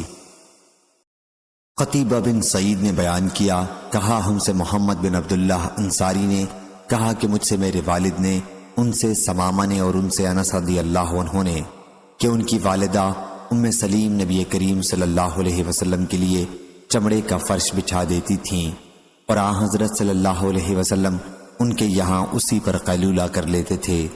بیان کیا ہے پھر جب حضرت صلی اللہ علیہ وسلم سو گئے اور بیدار ہوئے تو ام سلیم رضی اللہ عنہا نے حضرت صلی اللہ علیہ وسلم کا پسینہ اور جھڑے ہوئے آپ کے بال لے لیے اور پسینے کو ایک شیشی میں جمع کیا، پھر سک ایک خوشبو میں اسے ملا لیا۔ بیان کیا کہ پھر جب انس بن مالک رضی اللہ عنہ کی وفات کا وقت قریب ہوا تو انہوں نے وصیت کی کہ اس سک جس میں حضرت صلی اللہ علیہ وسلم کا پسینہ ملا ہوا تھا میں سے ان کے حنوط میں ملا دیا جائے۔ بیان کیا ہے کہ پھر ان کے حنوط میں سے ملایا گیا۔ صحیح بخاری حدیث نمبر 6281۔ اسماعیل بن ابی اویس نے بیان کیا، کہا کہ مجھ سے امام مالک نے، ان سے اسحاق بن عبداللہ بن ابی طلحہ نے اور ان سے انس بن مالک رضی اللہ عنہ نے۔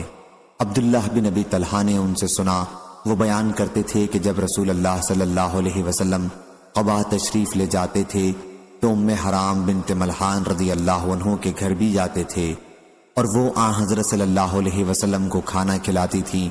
پھر حضرت صلی اللہ علیہ وسلم سو گئے اور بیدار ہوئے تو آپ ہنس رہے تھے۔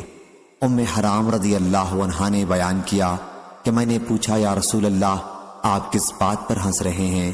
حضرت صلی اللہ علیہ وسلم نے فرمایا کہ میری امت کے کچھ لوگ اللہ کے راستے میں غزوہ کرتے ہوئے میرے سامنے خواب میں پیش کیے گئے، جو اس سمندر کے اوپر کشتیوں میں سوار ہوں گے۔ جنت میں وہ ایسے نظر آئے جیسے بادشاہ تخت پر ہوتے ہیں، یا بیان کیا کہ بادشاہوں کی طرح تخت پر۔ اسحاق کو ان لفظوں میں ذرا شبہ تھا۔ ام حرام رضی اللہ عنہا نے بیان کیا کہ میں نے عرض کیا حضرت صلی اللہ علیہ وسلم دعا کر دیں کہ اللہ مجھے بھی ان میں سے بنائے۔ حضرت صلی اللہ علیہ وسلم نے دعا کی، پھر حضرت صلی اللہ علیہ وسلم اپنا سر رکھ کر سو گئے اور جب بیدار ہوئے تو ہنس رہے تھے۔ میں نے کہا یا رسول اللہ آپ کس بات پر ہنس رہے ہیں؟ فرمایا کہ میری امت کے کچھ لوگ اللہ کے راستے میں غزوہ کرتے ہوئے میرے سامنے پیش کیے گئے، جو اس سمندر کے اوپر سوار ہوں گے جیسے بادشاہ تخت پر ہوتے ہیں، یا مثل بادشاہوں کے تخت پر۔ میں نے عرض کیا کہ اللہ سے میرے لیے دعا کیجئے کہ مجھے بھی ان میں سے کر دے۔ حضرت صلی اللہ علیہ وسلم نے فرمایا کہ تو اس گروہ کے سب سے پہلے لوگوں میں ہوگی۔ چنانچہ ام حرام رضی اللہ عنہا نے معاویہ رضی اللہ عنہ کی شام پر گورنری کے زمانے میں سمندری سفر کیا اور خشکی پر اترنے کے بعد اپنی سواری سے گر پڑی اور وفات پا گئیں۔ صحیح بخاری حدیث نمبر 6282، 6283۔ حضرت ابو سعید خدری رضی اللہ عنہ نے بیان کیا کہ نبی کریم صلی اللہ علیہ وسلم نے 2 طرح کے پہناوے سے اور 2 طرح کی خرید و فروخت سے منع فرمایا تھا، اشتمال سما اور ایک کپڑے میں اس طرح احتبا کرنے سے کہ انسان کی شرمگاہ پر کوئی چیز نہ ہو، اور ملامست اور منابذت سے۔ اس روایت کے مطابق معمر محمد بن ابی حفصہ اور عبداللہ بن بدیل نے زہری سے کی ہے۔ صحیح بخاری حدیث نمبر 6284۔ حضرت عائشہ رضی اللہ عنہا نے بیان کیا کہ یہ تمام ازواج مطہرات حضور اکرم صلی اللہ علیہ وسلم کے مرض وفات میں حضرت صلی اللہ علیہ وسلم کے پاس تھیں۔ کوئی وہاں سے نہیں ہٹا تھا کہ حضرت فاطمہ رضی اللہ عنہا چلتی ہوئی آئیں۔ خدا کی قسم ان کی چال رسول اللہ صلی اللہ علیہ وسلم کی چال سے الگ نہیں تھی بلکہ بہت ہی مشابہ تھی۔ جب حضور اکرم صلی اللہ علیہ وسلم نے انہیں دیکھا تو خوش آمدید کہا، فرمایا بیٹی مرحبا۔ پھر حضرت صلی اللہ علیہ وسلم نے اپنی دائیں طرف یا بائیں طرف انہیں بٹھایا۔ اس کے بعد آہستہ سے ان سے کچھ کہا اور حضرت فاطمہ رضی اللہ عنہا بہت زیادہ رونے لگیں۔ جب حضرت صلی اللہ علیہ وسلم نے ان کا غم دیکھا تو دوبارہ ان سے سرگوشی کی۔ اس پر وہ ہنسنے لگیں۔ تمام ازواج میں سے میں نے ان سے کہا کہ حضور اکرم صلی اللہ علیہ وسلم نے ہم میں صرف آپ کو سرگوشی کی خصوصیت بخشی۔ پھر آپ رونے لگیں۔ جب حضرت صلی اللہ علیہ وسلم اٹھے تو میں نے ان سے پوچھا کہ آپ کے کان میں حضرت صلی اللہ علیہ وسلم نے کیا فرمایا تھا؟ انہوں نے کہا کہ میں حضرت صلی اللہ علیہ وسلم کا راز نہیں کھول سکتی۔ پھر جب آپ کی وفات ہو گئی تو میں نے حضرت فاطمہ سے کہا کہ میرا جو حق آپ پر ہے اس کا واسطہ دیتی ہوں، کیا آپ مجھے وہ بات بتا دیں؟ انہوں نے کہا کہ اب بتا سکتی ہوں۔ چنانچہ انہوں نے مجھے بتایا کہ جب حضور صلی اللہ علیہ وسلم نے مجھ سے پہلی سرگوشی کی تھی تو فرمایا تھا کہ جبریل علیہ السلام ہر سال مجھ سے سال میں 1 مرتبہ دور کیا کرتے تھے، لیکن اس سال مجھ سے انہوں نے 2 مرتبہ دور کیا، اور میرا خیال ہے کہ میری وفات کا وقت قریب ہے۔ اللہ سے ڈرتی رہنا اور صبر کرنا، کیونکہ میں تمہارے لیے ایک اچھا آگے جانے والا ہوں۔ بیان کیا کہ اس وقت میرا رونا جو آپ نے دیکھا تھا اس کی وجہ یہی تھی۔ جب حضرت صلی اللہ علیہ وسلم نے میری پریشانی دیکھی تو آپ نے دوبارہ مجھ سے سرگوشی کی۔ فرمایا، فاطمہ بیٹی، کیا تم اس پر خوش نہیں ہو کہ جنت میں تم مومنوں کی عورتوں کی سردار ہوگی؟ یا فرمایا کہ اس امت کی عورتوں کی سردار ہوگی۔ صحیح بخاری حدیث نمبر 6285 6286۔ ظاہری نے بیان کیا، کہا کہ مجھے عباد بن تمیم نے خبر دی، ان سے ان کے چچا نے بیان کیا کہ میں نے رسول اللہ صلی اللہ علیہ وسلم کو مسجد میں چت لیٹے دیکھا، آپ ایک پاؤں دوسرے پر رکھے ہوئے تھے۔ صحیح بخاری حدیث نمبر 6287۔ امام مالک نے بیان کیا، ان سے نافع نے اور ان سے حضرت عبداللہ رضی اللہ عنہ نے کہ رسول اللہ صلی اللہ علیہ وسلم نے فرمایا، جب 3 آدمی ساتھ ہوں تو تیسرے ساتھی کو چھوڑ کر 2 آپس میں کانا پھوسی نہ کریں۔ صحیح بخاری حدیث نمبر 6288۔ معتمر بن سلیمان نے بیان کیا، کہا کہ میں نے اپنے والد سے سنا کہ میں نے حضرت انس بن مالک رضی اللہ عنہ سے سنا کہ رسول اللہ صلی اللہ علیہ وسلم نے مجھ سے ایک راز کی بات کہی تھی اور میں نے وہ راز کسی کو نہیں بتایا۔ ان کی والدہ حضرت ام سلیم رضی اللہ عنہا نے بھی مجھ سے اس کے متعلق پوچھا، لیکن میں نے انہیں بھی نہیں بتایا۔ صحیح بخاری حدیث نمبر 6289۔ حضرت عبداللہ بن مسعود رضی اللہ عنہ نے بیان کیا کہ نبی کریم صلی اللہ علیہ وسلم نے فرمایا، جب تم 3 آدمی ہو تو تیسرے ساتھی کو چھوڑ کر تم آپس میں کانا پھونسی نہ کیا کرو، اس لیے لوگوں کو رنج ہوگا، البتہ اگر دوسرے آدمی بھی ہوں تو مضائقہ نہیں۔ صحیح بخاری حدیث نمبر 6290۔ عبدان نے بیان کیا، ان سے ابو حمزہ محمد بن میمون نے، ان سے عامش نے، ان سے شقیق نے اور ان سے عبداللہ بن مسعود رضی اللہ عنہ نے کہ نبی کریم صلی اللہ علیہ وسلم نے ایک مرتبہ کچھ مال تقسیم فرمایا۔ اس پر انصار کے ایک شخص نے کہا کہ یہ ایسی تقسیم ہے جس سے اللہ کی خوشنودی مقصود نہ تھی۔ میں نے کہا کہ ہاں، اللہ کی قسم میں حضور اکرم صلی اللہ علیہ وسلم کی خدمت میں جاؤں گا۔ چنانچہ میں گیا۔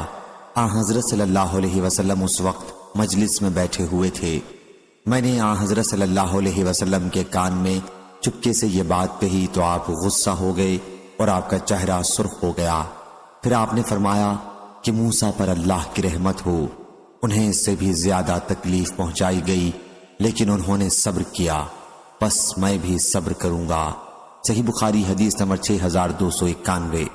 حضرت انس رضی اللہ عنہ نے بیان کیا کہ نماز کی تکبیر کہی گئی اور ایک صحابی رسول اللہ صلی اللہ علیہ وسلم سے سرگوشی کرتے رہے، پھر وہ دیر تک سرگوشی کرتے رہے یہاں تک کہ آپ کے صحابہ رضی اللہ عنہم سونے لگے۔